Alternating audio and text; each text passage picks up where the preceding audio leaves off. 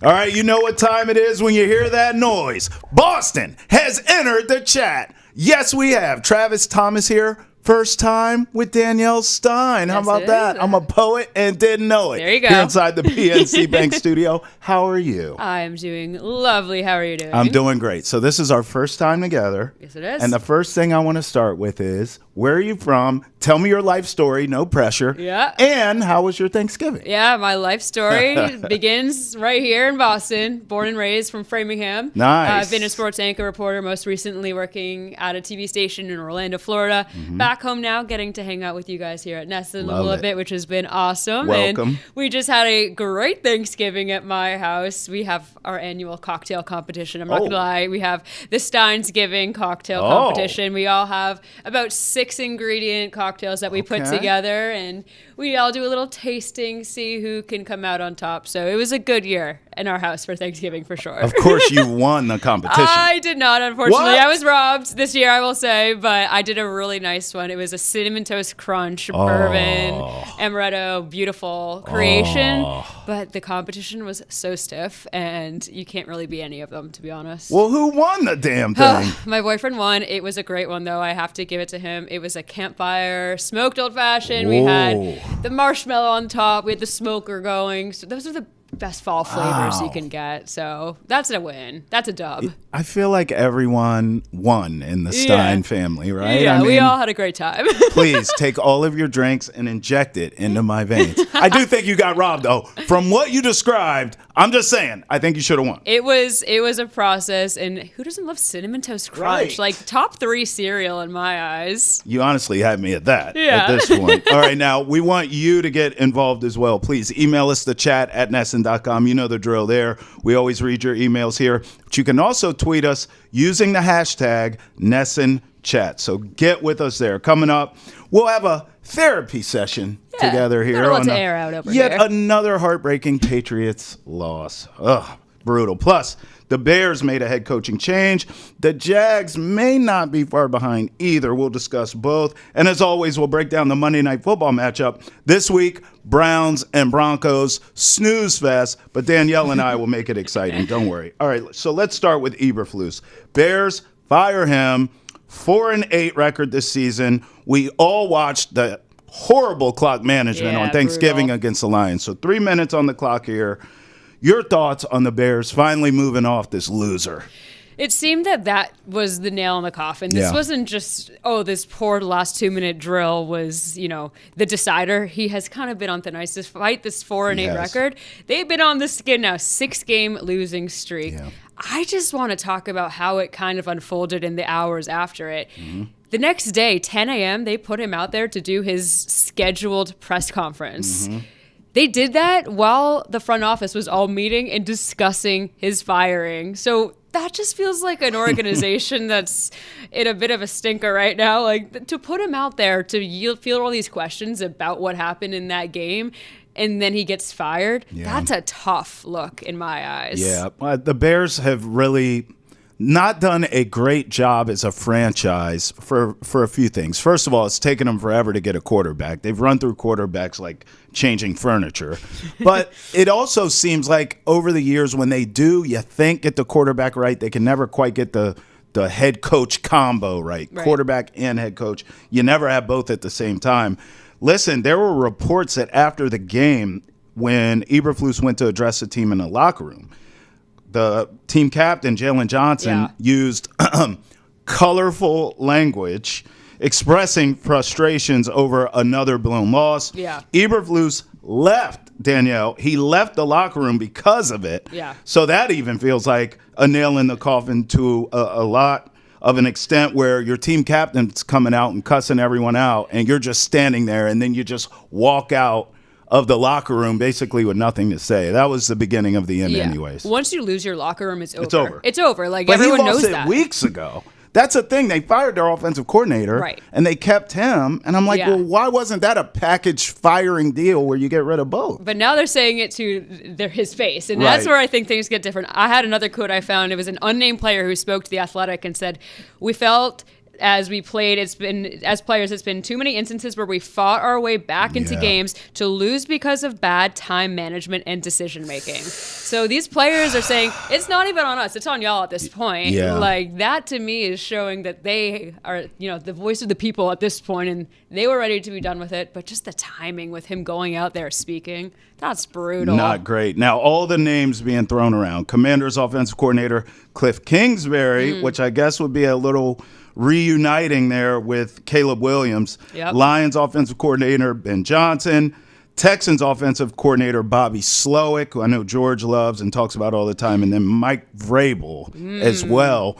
Although I think Vrabel should go to Ohio State, but that's another topic for another day. Are there any of those names that are appealing to you, or do you just feel like Eberflus is gone and that's good enough? I think we should start there. It's still one of those times where, it's a young rookie quarterback, and they've got a lot to kind of sink into before they can start making those decisions. I would just like to see the Bears. I know the shot clock went off, as you can see. I don't care. I would like to see the Bears go offensive-minded head coach for once in your franchise's existence. Just once. All right, how about this? Aaron Rappaport reports that Aaron Rodgers is a long shot to return to the Jets next season.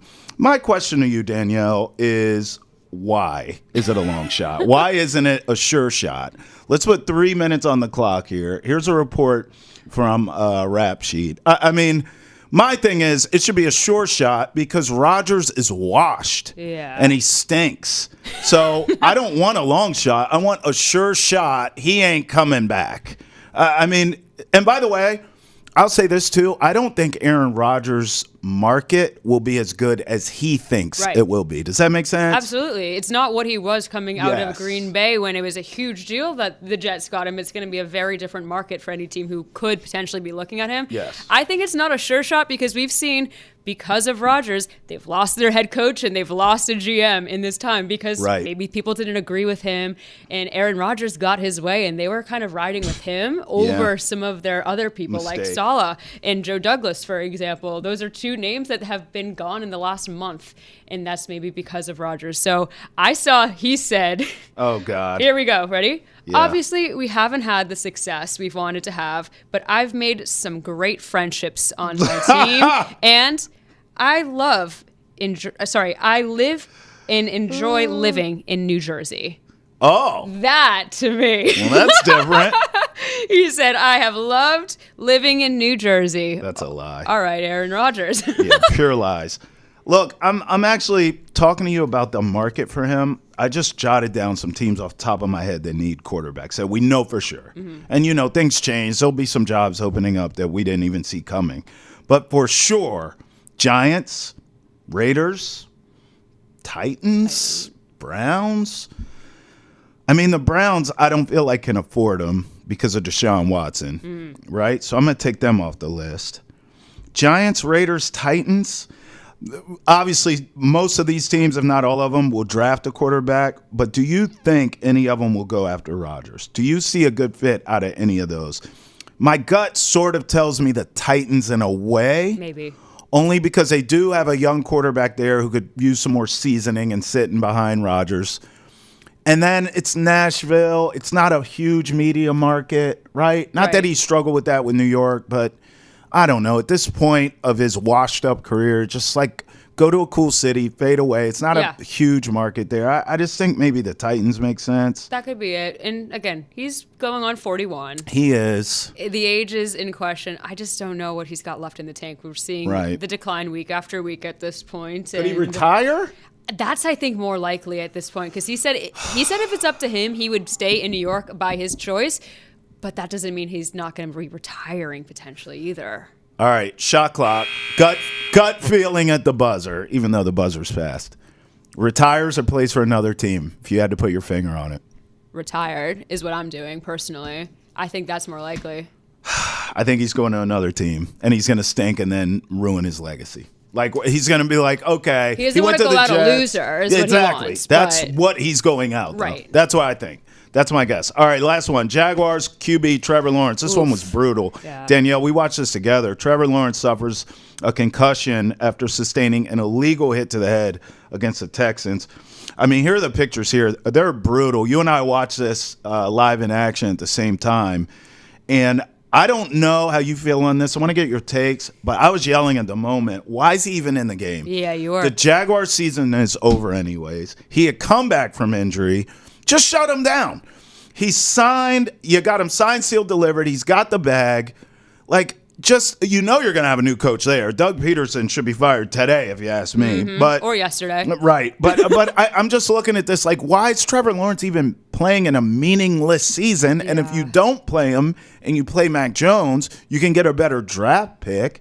I just don't even get why he was in the game. Your thoughts on this? Yeah, it's tough to see. Just any of these concussion things you're seeing. Of course, we've seen Tua as a prime example. We even saw Drake earlier this season go into protocol. This one obviously was a much nastier hit that looked a lot more, serious looking, and that's why his team reacted the way that they did. That fight around afterwards, honestly, that shows to me that they like their quarterback, that he is their leader, and they want to back this guy. They've shown that this is someone they want to support, and when you're going to wrong him by, doing a very nasty hit to the head when he has already slid, that shows to me a team that is backing this guy. And that's great because they've got the money back to also talk about it with him. Yeah, I just, listen, I think it's as simple as this. In Boston here, we'd be going crazy on Doug Peterson. Jacksonville, kind of what we just talked about even with Nashville's media. They're not going to be as brutal as we would here. But I just think Doug Peterson needs to be held accountable for this. Your season already has stunk. And that was with Trevor Lawrence, by the way. Let's not let him off the hook here, even though he got hurt. But, I mean, with Trevor Lawrence, you stunk this season. I just don't see the point. I mean, my question to Doug Peterson, if I'm in a press conference, is why in the hell was he out there? Right. The season's over. What are you playing for? Right. He's not playing for a contract. What's your answer? No, pride? it's so true. Well, pride cometh before the fall, and we saw that hit. He may I'm being, a little hyperbolic here and prisoner of the moment, but there's a chance he doesn't recover from this. Right. Certainly this season. And we see with Tua, as you brought up, these guys miss a lot of games. With this concussion, as serious as it was, not taking away from any of them that some are more severe than others, but this one looked like a pretty severe one to me. Right. He may not be right the rest of the season anyway. So why was he out there? It's too bad, too, just in the last few seconds. The Jags at the beginning of the year, under Trevor, we always are like, this is their time. I know. They're going to be good. And they just haven't done that. And while Trevor has done a lot of things good, he still hasn't become that guy that they've wanted him to be. And he hasn't gotten the support around him for the team to also get to the point where we all, at least for myself, have thought that they would get to as well. That's why I think it's time now, obviously, for a coaching change. The guards, because to your point, expectations, Trevor Lawrence, new contract, Doug Peterson, quarterback whisperer. At some point in Duval, you got to hold somebody accountable. Duval I think it's Doug County. Peterson. I really do. You need a new coach. Want to be a part of the conversation? Tweet at us using the hashtag NessenChat or email us at chat@nesson.com to join the chat. Boston has entered the chat, is available on YouTube, Spotify, Apple, Amazon, and wherever else podcasts are found. All right, so you heard the double buzzer there at me. That's how they do me. That was rude. It is aggressive. That was a lot. Well, you know what was also a lot? That Patriots game. Yeah. Can we talk about the glass case of emotion we were in watching that game? There's the milk. I mean, honestly, both of us were so fired up. We were like, all right, Patriots finally getting this done, except that they weren't in the end.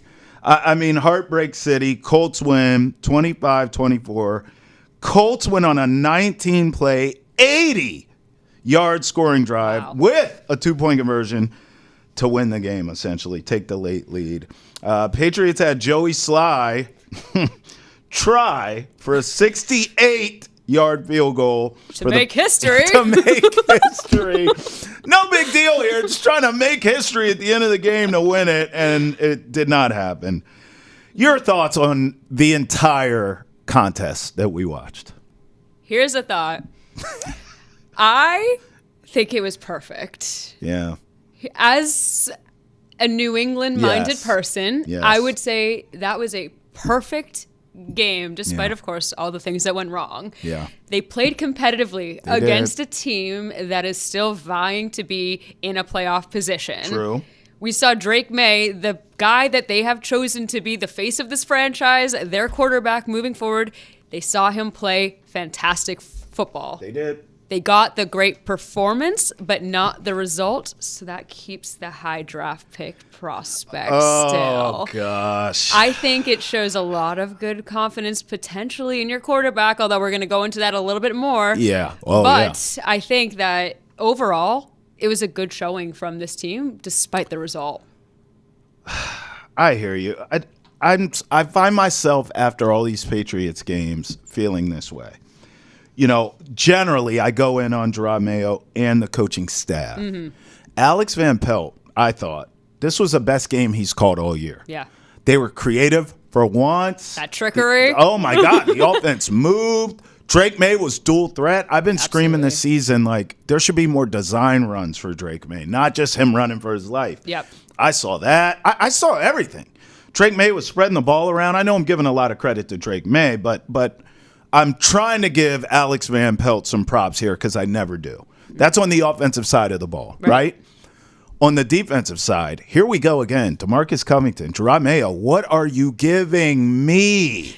What? I mean, your defensive guys. Jerod Mayo, you're a defensive-minded head coach.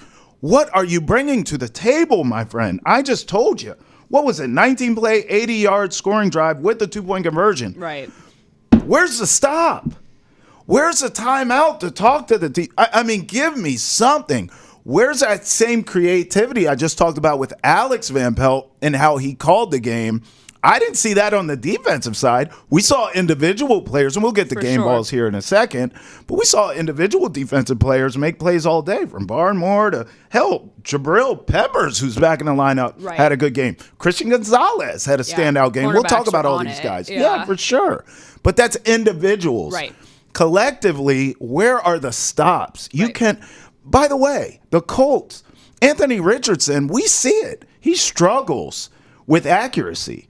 So I just don't understand what was the defensive game plan late to try and get stops here. They couldn't do it. I mean, the Colts, Jonathan Taylor ran the ball down their face. Anthony Richardson ran the ball down their face. There's just, I can't for the life of me with a defensive-minded head coach in a winnable game if you just get a stop, Danielle. And you can't manufacture one. Yeah, especially we saw that 4th and 3, that in that final drive, we thought there was a chance as we were watching there for the Patriots to get the stop, and it just showed that they were having a lot of faith in Richardson. They were putting it in his hands. Let's go there. But I do think that you brought up Taylor. Yeah. There was a chunk in that second half. He didn't touch the ball. He was running, as you said, down the necks of the Patriots defense in the whole first half. It wasn't really until that last drive that he got really back involved again. But again, getting it into the hands of your quarterback and Anthony Richardson, who, by the way, had been a little sleepy earlier in this season, as we remember that whole fiasco when he, said, I'm too tired to come back into this game. I get benched for Joe Flacco to come in, and he's now back and trying to lead this team and prove his spot. But, he had that drive, and then they went for that 2-point conversion, and he's the one to seal the deal on that play, keeping it in his own hands, using that linebacker kind of body that he has. He's a big kid, and he bulldozes through and gets that winning play for his team. His coaches had enough faith in him to go for it rather than just kicking that extra point. Yeah. And he delivered for them. Yeah, I mean, to your point, this is a guy, pedestrian numbers, by the way, 12 of 24, 109 passing yards, 2 passing touchdowns, did have 2 picks, though. He did run effectively, 9 carries, 48 yards, and, of course, a rushing touchdown. But, yeah, to your point, the Colts, they, even with his struggles through the air especially, they put the ball in his hands at the end of the game, whereas the Patriots elected to go for a 68-yard. Now, look, let's have this conversation. Yeah, I'm ready for it. You can throw the Hail Mary and it doesn't work and whatever. I don't think, though, you correct me if I'm wrong, if Drake Maye goes out there, throws the ball to the end zone, it's batted down, game over. Right. I don't think anyone after the game is going to say, well, you should have attempted a 68-yard field goal. Maybe only Sly. Right? But Maybe only Sly, who had blown it earlier in that game, by the way. In a shorty, for so, sure. I mean, like, if you go out there and you kick this, which they did, and you come up short, which, duh, of course you do. Right. Then now we're like, well, why didn't you trust, to Danielle's point, why didn't you trust Drake Maye in that moment? The Colts trusted their guy, went for 2, and you don't trust yours, and your guy's better than theirs. This is the soapbox I was on at the end of the game. You heard me talking about it. As I was just saying, Richardson got that attempt to put his team in the best position to win. Man. We saw Drake Maye playing effectively all game with his legs, with his arm. We know he's got an arm.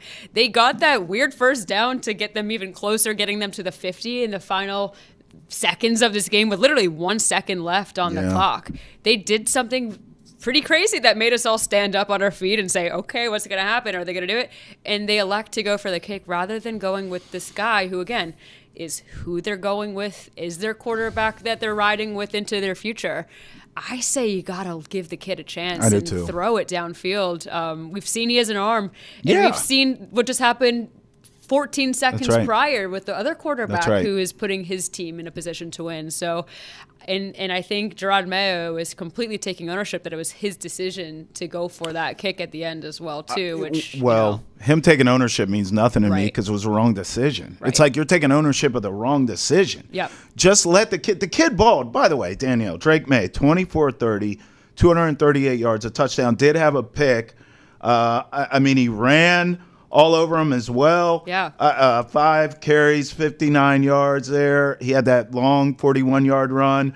Drake Maye's just absolutely filthy. He was spreading the ball around to all kinds of receivers in this game. Hooper had a good game. Touchdown, 4 grabs, 42 yards and a touchdown. Hunter Henry, 7 grabs, 75 yards. He was spreading around. If you got open, he was finding you. He was dealing. And that's why I want him to have the ball in his hands at the end of the game. Right. If he throws it to the end zone and it's knocked down, it happens. But we saw in the Titans game, he forced the overtime. Remember? Scrambling around, buying time. Throws it to the end zone. We're going to OT here. I'm telling you, I cannot figure out what exactly Jerod Mayo brings to the table. I can't. If you're a defensive-minded head coach, you ain't getting that. Okay, we've seen these, especially late drives. This defense can't stop a nosebleed. You're not managing the clock well. Your team is penalized. Like, what are you doing? I just don't know. What is it that you bring exactly? There's times when you look on the sideline, you want to see the guy fired up. You want to see the guy cussing people out, getting in guys' faces, and he just looks lost. He looks like a deer in headlights, don't know what's going on.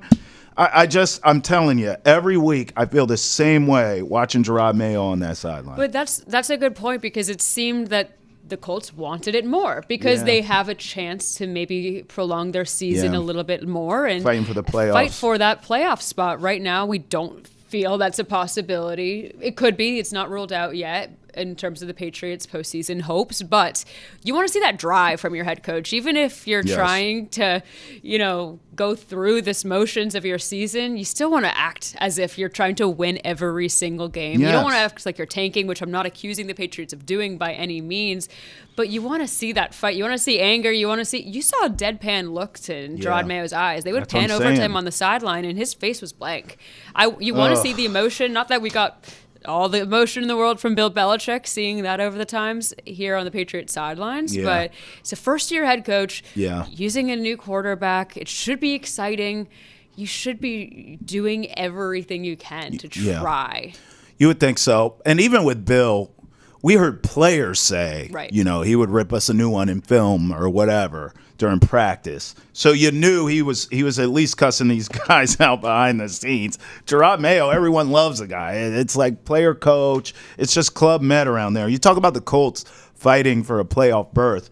Officially now, the Patriots are eliminated. Oh, there we go. Now, we were holding out hope maybe they'd win out. And no, they're eliminated. They're done from the playoffs. By the way, I want to tell you this as someone who grew up here. I saw this report as well. Tickets for this game. Good tickets, Danielle. Like really good 200s are going for $27. That doesn't happen in Foxborough. This is a high ticket market, and here we are on a December game. It's not like it was snowing, brutally cold. It was a beautiful December nice day. First day. It was crisp. Here it is right here. Here's the tweet. Day. There you Patriots go. tickets are at an all-time low for that game against the Colts at Gillette. This is how you know Robert Kraft is going to make changes when it hurts his wallet. $27 for a ticket. That's insane for seats in the 200s. That's insane. Brutal. So the Patriots officially eliminated from the postseason, but we are not eliminated from giving out game balls because there were some positives here today. So let's go offensive player of the game. Who are you giving the game ball to? All right. Someone who really impressed me, it's so funny. Every time this player has really touched the ball all season, I'm always like, he's doing well. Why are we not doing this more? Yeah. Antonio Gibson. Yeah. He has, I think, cemented himself as a great legitimate running back too on this team behind Ramondre Stevenson. And all season, I just have been thinking that he had 7 carries, 62 yards, and that touchdown. That is what gave the Patriots that late lead to make it that 24-17.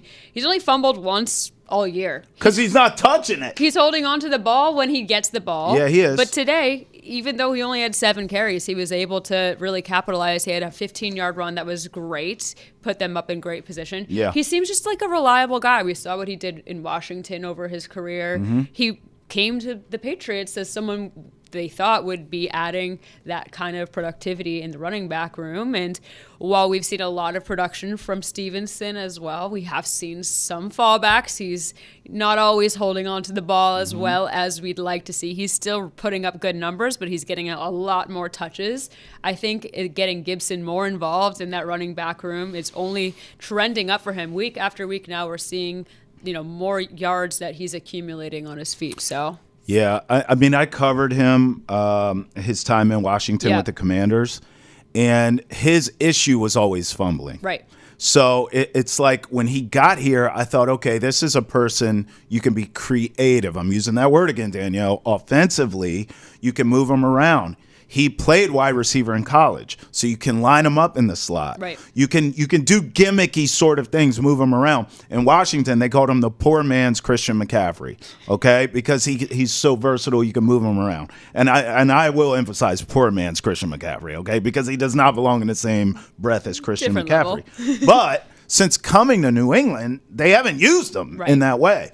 And so finally, one of the reasons I gave Alex Van Pelt some props to start the show is because they used Antonio Gibson.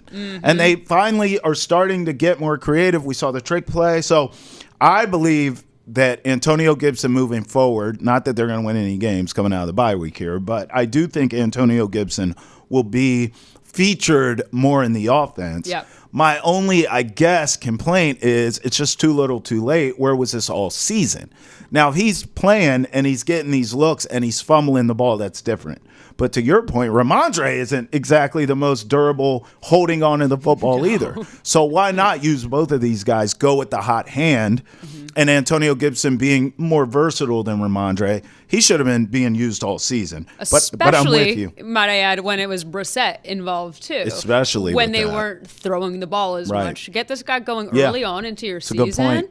And then maybe we'd be in a different situation where we'd have 2 legitimate running backs who are helping lead this offense on the ground. Yeah, you can have a 2-back offense, and then by the time you make the switch to Drake Maye, that's a third guy now that can bring you that running element. Absolutely. I just figured this out. Let me just say. He cracked the code. Game balls go to us. We should have been calling these plays all season. And by the way, this is a show when I'm telling Alex Van Pelt he did a great job. We got the notes, though. And I'm still saying. Mine's Drake Maye. Yeah, that's a good one. I mean, all right, let's have this combo. I think we're starting to swim in these dangerous waters with Drake Maye of every week he plays really well. And we see all these great things from him. And it just doesn't matter. I mean, they're losing games. It's certainly not his fault.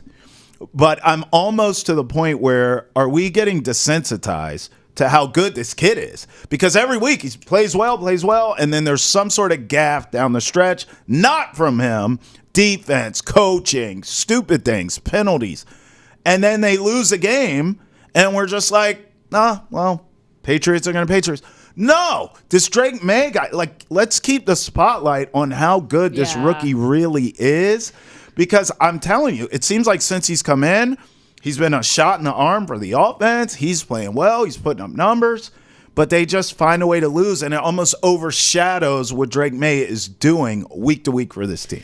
And you said, it could be the coaching or the defense, but it's also the receivers. Yeah. I will say that Hunter Henry, drop at the end, it was not a misthrown ball. It was a poor catch, and it resulted in a dead ball. So he's putting these receivers that he has in the position to be making these plays, but he doesn't have those weapons to necessarily work with. And that's what I think is going to be the big focal point for the Patriots as they're going to be moving forward, is trying to build around Drake Maye to give him those people that can actually connect with those beautiful passes that he's creating for them. I mean, if you're building around him, if you're in charge of it, is your priority on the offensive line to protect him, or is it on getting him some weapons to throw to, wide receiver-wise? If you were to have asked me about 4 weeks ago, I would have said offensive line. He has been doing pretty well behind the line right now. They seem to have actually come together decently. Mm-hmm. And he's being creative with the materials he has around him in the receiving room, I would say. But you need a star. You need a name to be working around with. Maybe you draft another kid out of college, but I think you need a name to come into this receiving core and try to connect with him. Yeah, the name I keep bringing up is a young man in Cincinnati, T. Higgins, who's going to cost a lot of money. Yep. But Cincinnati's got to figure out what to do with their other guy, Jamar Chase, who's much better. And I feel like T. Higgins is going to be someone that maybe the Patriots have to overpay, but I'm okay with that because they need somebody, anybody, to Danielle's point. All right, defensive player of the game ball. Who are you going here? It was, as we mentioned, it was rough out there as a collective for the You could say no one. You could say they all stink. That's fine. I would like to give a shout out rather than a defensive ball of the game. Fair. We were talking about the cornerbacks earlier. Christian Gonzalez, week in, week out, he's been showing that he is probably one of two indispensable players on this football team. Yep. But a cornerback who stepped up today a lot, Alex Austin. Yeah. Alex Austin came in having only 14 defensive plays all season. He was only in for 14 defensive snaps all season. And in that second half, he was all over. It seemed like every play was something that he was involved with. Of course, he had 2 big pass breaks up, but it really kind of changed when he had that PI and a minute and a half-ish to go in the game. And that was what really kind of brought the Colts back down into the red zone to get that winning score. So other than that, it was a really good to see that there is some depth in that corner room as well. He had some great coverage reads all night. It seemed like he was doing some good pass breakups. He was doing well. Him and Marcus Jones as well. They had back-to-back plays with some big breakups, and it was just good to see another name kind of showing up on the stat sheet as someone getting involved, and someone who, to me, I didn't know much about this season because he'd only played 14 snaps. Yeah.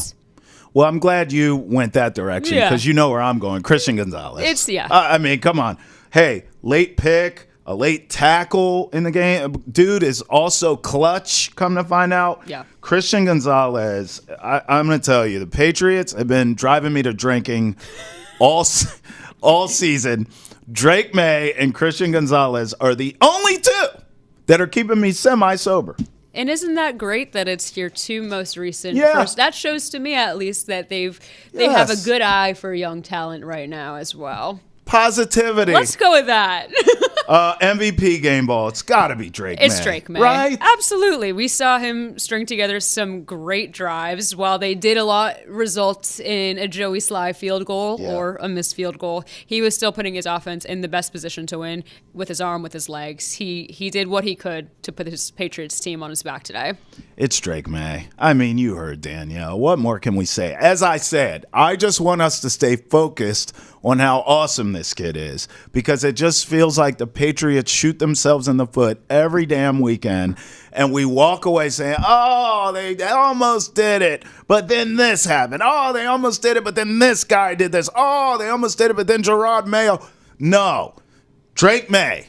That's all we could trust. Yeah. Drake Maye and Christian Gonzalez right now. I'm telling you. Like, that's it. Outside of that, Everyone can go, as far as I'm concerned, including the coaching staff. If you enjoy football talk, hot take. If you enjoy football talk, we do a lot more of it on Foxborough Rush. Be sure to tune in every Monday for game reactions, Wednesday for draft conversations, and Friday, Michael Lombardi makes an appearance every Friday. It's available on YouTube, Spotify, Apple, Amazon, and wherever else podcasts are found. All right, Danielle, are you ready for some football? Always. A Monday night party. Browns at the Broncos. Wah, wah, wah. I mean, the horn died on that one. Well, the Broncos right now look like a playoff team. We know the Browns have been struggle bussing all year. How you break this one down? I first looked at Bo Nix as we just came off of talking about Drake Maye and this great rookie quarterback class. There's a guy who's actually doing very well with his team. Kind of a sleeper in terms of these rookie quarterbacks when you look at the grand scheme of talking about Caleb Williams and we're talking about Jaden Daniels. He's been good. He's not getting the ball picked often. I believe I saw, he said he's, where was it? He's got good O-line protection, fourth fewest sacks in this season, actually, for this Broncos team, protecting him. So he's had a good chance of putting his team in the best position forward. Yeah, I mean, it feels like a tale of two halves for Bo Nix. His first 6 games, I have some numbers I want you to hear. He was 3-3, 61% completion percentage, a little over 1,000 yards, 5 touchdowns, 5 picks. Now, I'm not picking on him here. I think that's rookie quarterback numbers. Sounds about right. Yep. But in the next 6 games, 4-2 record, 68% completion percentage, more yards, 1,400 yards, 11 touchdown passes, and 1 pick. So this is the difference. As we sort of talk about him and Drake Maye together, this is where they're walking down the path at the same time, but then Bo Nix says, hey, I have Sean Payton, so I'm going to go this way at this fork in the road. Good luck on your journey, kid, because you ain't got my guy, Sean Payton. Bo Nix has Sean Payton, and the numbers tell that story. First half of the season, he looks like a rookie QB. Sean Payton's working with him, and then, boom, light bulb goes off. Now all of a sudden the guy looks like an all-pro. So I think that's the advantage that Bo Nix has over a Drake Maye, is Drake Maye has no one in the building who's a quarterback whisperer, no one in the building who can do the same things that Sean Payton can do schematically to help out Bo Nix. That's not to say Bo Nix can't play or he's like a system quarterback, but I think there's some of that here. I do think what Sean Payton brings as far as quarterback and offensive genius helps Bo Nix development, obviously. But I think the development is the key. He's been playing since week 1, where we saw Drake Maye sit on the sideline, take a seat back, and that was the whole argument, I think, for a lot of people, where we wanted to see Drake Maye out there as people wanting to watch this Patriots team, because if he's going to be the guy, he has to learn by getting these reps out there. And as he was sitting on the sideline watching Jacoby Brissett, he's not able to start in week 1. Bo Nix starts in week 1. You work out those mistakes, and then you grow week after week, which only comes as you're getting more game reps, more experience. So there's no wonder that his team is in a better position at this point in the season under him, because he's kind of worked through the kinks early on in his season. He's gotten that chemistry down through a number of weeks of their season at this point, whereas Drake Maye got basically a 5-week penalty in terms of getting going with that offense that he has. So that's just a little comparison between the two of them. But I do think that, we've got on the other side of the ball, a very fun and very funny Jameis Winston as well. Did you hear him in that snow game the other day? He was really like a kid playing in the snow. It was unbelievable. I mean, this game's so bad, though, Danielle, that the storyline's like Jerry Jeudy returns to Denver. Who cares about Jerry Jeudy? Now, look, I know he's playing all right, but, please, who cares about him coming back to damn Denver? Look, Denver's going to win this game. We both know it. Yeah. I do think because of that Browns defense, because of your boy Jameis and that personality, they do play well. They play hard for him. They love Jameis Winston as that quarterback. And I'll say this too. I think if Jameis has played longer this season and not Deshaun Watson, the Browns may have a completely different season. Right. But I'm going to go Broncos at home here, 23. I think the Browns defense will limit them, make Bo Nix look regular. I'll go 23-20 Broncos. I think the Browns, Jameis will figure it out. Maybe Judy does get a touchdown after I made fun of him.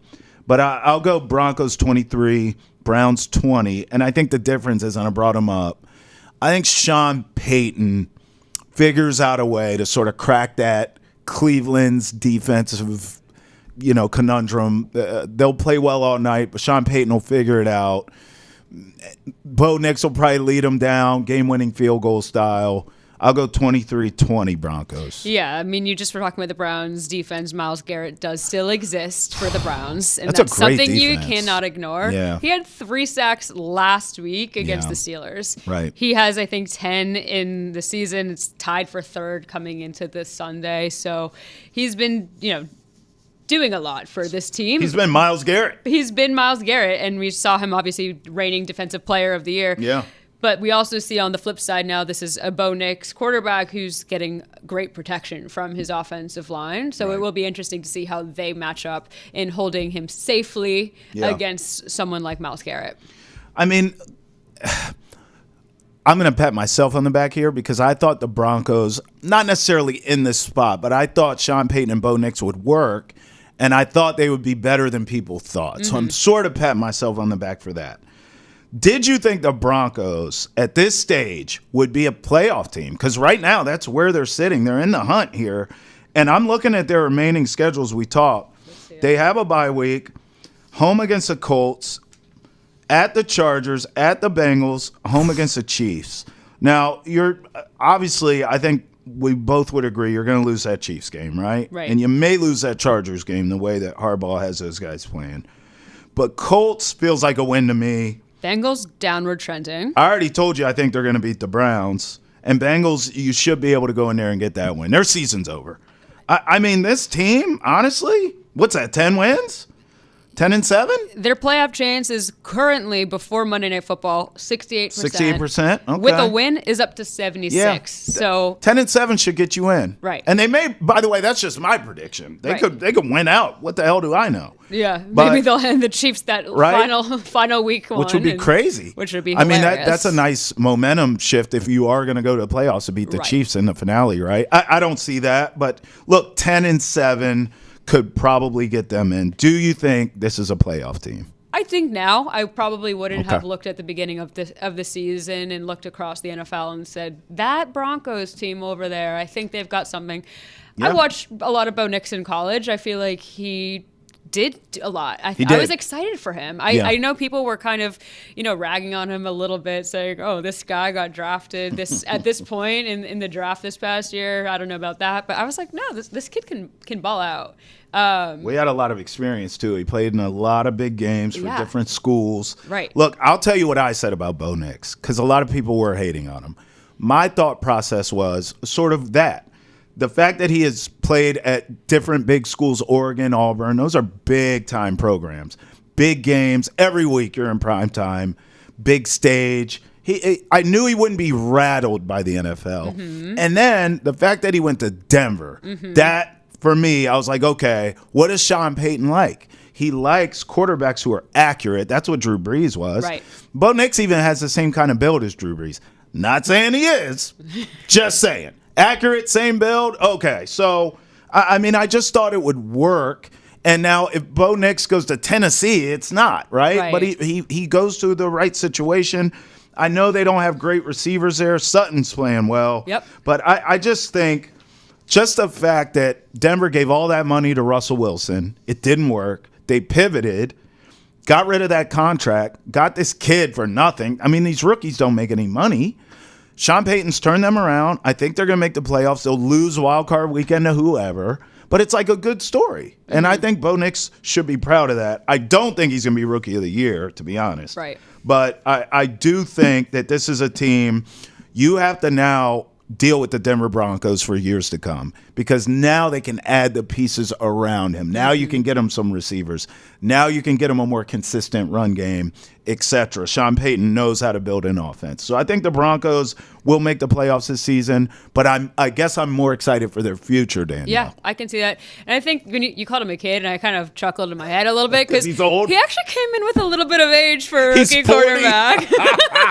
You're going to have to what's his actual age? I don't even know. He feels 40 to me. He's coming in with a little bit more maturity than a typical Yeah. rookie quarterback, I think. And that does come with that game experience, with coming from a number of teams, with coming from how long he played in college as well, too. Yeah. But yeah, he isn't going through some of those emotional maturity roadblocks that sometimes you see out of rookies. So what was that, Brennan? 24? He's 24. 24 years old. That's insane. As a rookie. That is the oldest 24-year-old we have ever seen in the history of 24-year-olds. Emotionally mature. Emotionally mature. I like that. From Simone Biles to Caitlin Clark to all the top stories in sports, we've got you covered on Nesson's Women in Sports podcast, Respect Her Game. You can find it on YouTube, Spotify, Apple, Amazon, and wherever else you get your podcast. All right, let's end the show with violence here, Danielle. As there were always. all kind of fights in college football. There were 4 different games that broke out in fights on Saturday. Now, it was rivalry weekend, so you kind of expected a little bit of drama here. But my goodness, 3 of the 4 fights was because the visiting winning teams tried planting the flags of their team into the home team's turf. You can't have that. Pepper spray was used in Michigan-Ohio State's fight against players. NC State's flag was nearly thrown into the stands by UNC. This is fantastic, I just want to say. Florida and Florida State, that fight involved the coaches. I mean, everybody's going off. But the other fight, I want to tell you this. The other fight was because Arizona State's defensive lineman, I guess used to play for Arizona, took the mascot's signature pitchfork and stabbed it in the midfield logo at Arizona Stadium. Danielle, what the hell happened here? We didn't even talk about the 2 mascots. And the mascots also were throwing some punches at each other, which I will chalk up as part of the fight, too. Travis, this to me just summed up what this college football season was. Yeah. This college football season has just been crazy. Chaos. There's just been chaos through and through. You're right. No clear front-running teams in any conferences, in any standings that you see. Ending in rivalry week with these fights. I think it's got a little bit out of control. Even just in the past couple weeks where we've seen field stormings before the clock is over. Yeah. This year has just been You're another right. level. It has been chaotic. We've seen people throwing stuff onto the field where coaches take the microphone. They're like, hey, can we chill out so we can play this game? That's a good point. It has been very chaotic. I know this. I think a lot of this stuff can be nipped in the bud. And I know like purists will be like, well, you can't take that away from the game. It's part of the game. But I don't like the field storming. I don't like these flags. You can shut down these players taking flags, their team flag, and trying to stab it into the ground. Like that can be stopped before it happens. Where are these flags? Where are these flags hanging out during the game? I'm never noticing them. Never. How is one of these 53 players noticing where this flag That's is? my point. Like, we got to shut this down, right? Like ban flags. You got to ban flags. You cannot take. And who thinks that's a good idea? Like, what team's going to let that happen? I don't actually blame the teams for getting pissed off. Yeah. Of like, all right, it's already bad enough. We're rivals. You come into here, you beat us. And now you're running out here with this stupid flag trying to like desecrate our logo. Like, relax. So I get why the home teams who lost feel a type of way about it. I just think at some point, at some level, college football has to step in and just say, enough. Enough is enough. Yeah. I mean, players got maced. Can we stop now? Is that not the level where we say, okay, Michigan players just got maced. Yeah, Can we do away with the flags, please? The Michigan-Ohio State scene was ugly Come again. on. And that's too bad because those are 2 teams that every year put on a spectacle of a rivalry game. The game. Everyone looks forward to seeing it.